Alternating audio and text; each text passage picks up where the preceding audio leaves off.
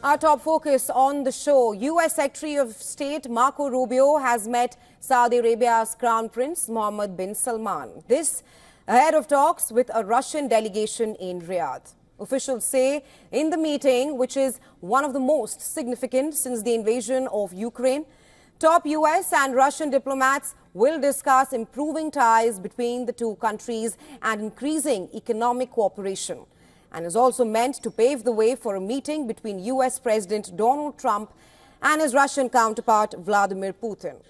The talks scheduled for today will also focus on preparations for future talks to end the war between Moscow and Kiev. U.S. State Department spokesperson Tammy Bruce said that Rubio, National Security Advisor Mike Waltz, and Special West Asia Envoy Steve Witkoff will meet the Russian delegation. Russian Foreign Minister Sergei Lavrov and Putin's Foreign Affairs Advisor Yuri Ushakov have arrived. Ushakov has more than half a century of involvement in diplomacy. He has also previously served as the ambassador to the United States. Lavrov and Ushakov will be joined by Russia's Sovereign Wealth Fund chief Kirill Dmitriev later. The inclusion of Dmitriev suggests that it is more of a business meeting.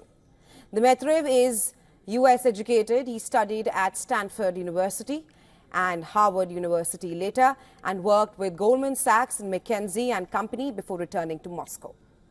Since 2011, he is the chief executive officer of Russian Direct Investment Fund. He played a role in early contacts between Moscow and U.S. when Trump was first elected as the president in 2016, as well as in building Russia's ties with Saudi Arabia, which led to an OPEC plus oil price agreement. Trump on Sunday told reporters that Zelensky will be involved but did not elaborate further. Meanwhile, Ukrainian President Volodymyr Zelensky has arrived in Turkey. From there, he would be heading to Saudi Arabia on Wednesday. But he says his trip to the Arab nation was unrelated to the U.S.-Russia talks. During a recent press conference, Zelensky said he has told Trump that he will sign an agreement if Ukraine is provided safety and security guarantees, while U.S. is yet to respond. UK's Prime Minister Keir Starmer said he will go to Washington next week and meet Trump to discuss what he called elements of a lasting peace. And I'm prepared to consider committing British forces on the ground alongside others if there is a lasting peace agreement.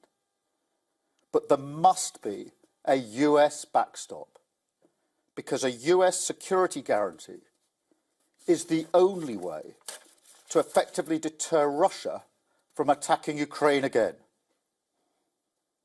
So I will go to Washington next week to meet President Trump and to discuss what we see as the key elements of a lasting peace.